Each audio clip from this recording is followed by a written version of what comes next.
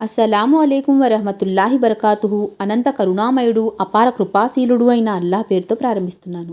ఈరోజు మనం హజరత్ బిలాల్ రజియల్లాహు అన్హు గారి గురించి, ఇస్లాంలో ఆయన చేసిన గొప్ప గొప్ప కార్యాల గురించి, అదృష్టవంతుల్లో ఒకరైన ఈయన గురించి ఇన్షాల్లా కొన్ని విషయాలు తెలుసుకోవడానికి ప్రయత్నిద్దాం.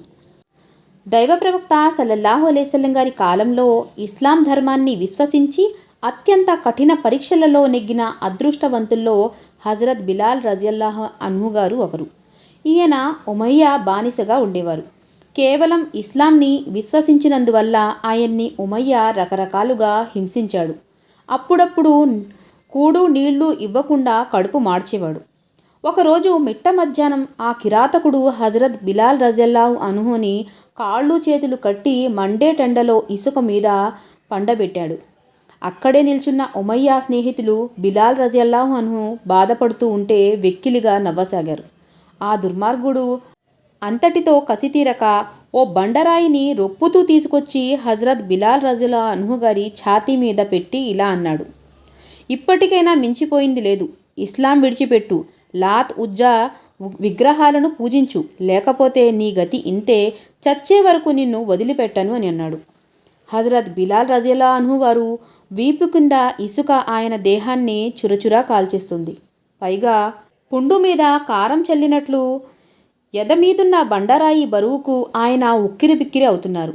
ఆ బాధలోనే ఊపిరి బిగబెట్టి అహద్ అహద్ అంటే దేవుడు ఒక్కడే, దేవుడు ఒక్కడే అని అన్నారు, ఏమాత్రం సడలని విశ్వాసంతో. ఓ రోజు దైవ ప్రవక్త సల్లల్లాహు అలైహిస్సల్లం గారు అటుగా రావడం జరిగింది. విషాదకరమైన ఈ దృశ్యం చూసి ఆయన చలించిపోయారు. ఆవేదనాపూరిత హృదయంతో, బిలాల్ ఓర్చుకో, కరుణామయుడైన అల్లాహ్ నీకు త్వరలోనే విముక్తి కలిగిస్తాడు అని అన్నారు, ఆయన సానుభూతి వ్యక్తపరుస్తూ. హజరత్ అబూబకర్ రజియల్లాహు అన్హు వారు బిలాల్ రజియల్లాహు అన్హు పడుతున్న బాధలను చూడలేకపోయారు. ఒకరోజు ఆయన ఉమయ్య ఆటవిక చర్యలు చూసి, ఉమయ్య, నీకు కాస్తైనా దైవభీతి లేదా? ఆ అమాయకుణ్ణి అలా బాధిస్తున్నావు, నువ్వెంత నిస్వార్థుడివయ్యా అని అన్నారు. అసలు నువ్వే ఇతన్ని నాశనం చేశావు, ఎందుకు పనికిరాని ఇలాంటి వాణ్ణి పెట్టుకుని నేనేం చేసుకోను అని అన్నాడు అతను. అలాగైతే నా దగ్గర విగ్రహారాధకుడైన బానిస ఉన్నాడు, నువ్వు అతన్ని తీసుకుని బిలాల్ రజియల్లాహు అన్హు నాకు ఇవ్వు అని అడిగారు హజరత్ అబూబకర్ రజియల్లాహు వారు. సరే, నీ బానిసను నాకిచ్చేసి ఇతన్ని తీసుకెళ్ళు అన్నాడు ఉమయ్య, తనకు మంచి బానిస లభించబోతున్నాడు అని సంతోషంతో. హజరత్ అబూబకర్ రజియల్లాహు అన్హు వారు తన బానిసను ఉమయ్యకు ఇచ్చి ఇతని దగ్గర నుండి హజరత్ బిలాల్ రజియల్లాహు అన్హును తీసుకున్నారు. ఆ తర్వాత వెంటనే బిలాల్ రజియల్లాహు అన్హుని శాశ్వతంగా బానిసత్వం నుండి విముక్తి చేశారు. హజరత్ బిలాల్ రజియల్లాహు అన్హు వారు కంఠస్వరం బిగ్గరగా గంభీరంగా ఉంటుంది. అందువల్ల దైవ ప్రవక్త సల్లల్లాహు అలైహిస్సల్లం గారు ఆయన్ని ముఅజ్జిన్గా నియమించారు. ఆయన ప్రతి నమాజ్ వేళ్లకు వచ్చి మస్జీదు పక్కనుండే ఇంటి కప్పుపైన నిలబడి అజాన్ పిలుపునిచ్చేవారు. అలా ఆయన దైవ ప్రవక్త సల్లల్లాహు అలైహిస్సల్లం గారు జీవించి ఉన్నంతకాలం మదీనాలో ముఅజ్జిన్గా పనిచేశారు.